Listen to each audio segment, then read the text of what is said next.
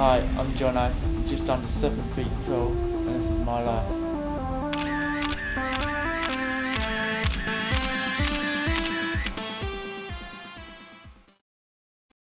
When you're trying to do something, you get quite a few people coming up to you and asking how tall you are,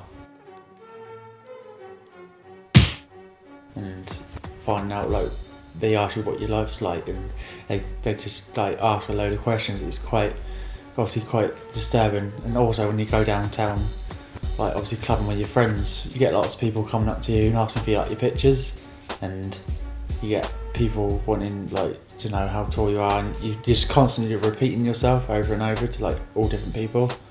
So you want to be a player? Shopping, it's a bit different because obviously you have to buy certain clothes that are larger than normal people, so you would have to like buy like from online, like internet shopping. So it's not very practical when you want to actually go out and buy something and look at it at the same time. You have to buy online.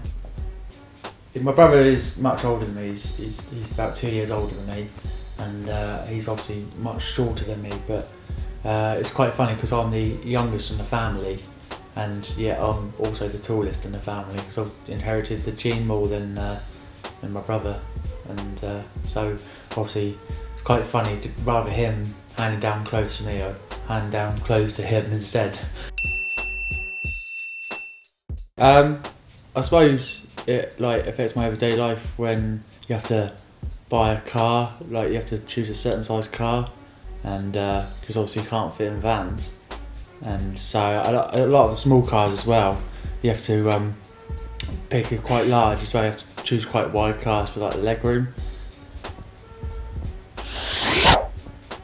Like this van, it's pretty spacious, which is pretty lucky, but unlike some vans, I don't have this much room normally because the dashboard normally comes out. This van is not very spacious for me. As I was saying earlier, where the last van had the dash towards the engine, this one comes more out for you, as I'll show you. The dash actually hits my knees as it comes out, so obviously it makes it very difficult to be driving while obviously operating pedals. Ooh. If I ever did become a success in obviously work, and I had lots of money, if I wanted to ever buy a sports car or anything, I'll be limited on that as well, because obviously the seats in a sports car is very tiny and very little, so obviously I wouldn't be able to choose any sports car I wanted. This car is actually perfect for me. I mean, it's got all the leg room, it's got all the gadgets, but have a look in the back. It's got no leg space, man. So, realistically, if I was to have a kid, he wouldn't be able to fit in. I'd have to choose like big cars, like big Land Rover or something. Just, you wouldn't be able to fit in a mini, I don't know, Lotus Elise. You wouldn't be able to fit in one of those. So you're obviously very limited on what you've got to choose for car-wise.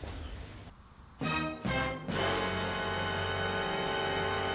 suppose at the age of 10 and up, I noticed was obviously I was always different from everyone else, and so it used to like get to you like at first, because you kind of got fed up with people looking at you like you're different, or looking at you like you're some weirdo, and like you get people like always looking at you like you're something else, and it kind of make you feel like out of the crowd, and like you feel like you're like some kind of monster at sometimes, and it's quite, obviously it was quite upsetting at the time when I was little because I didn't really know how to deal with things.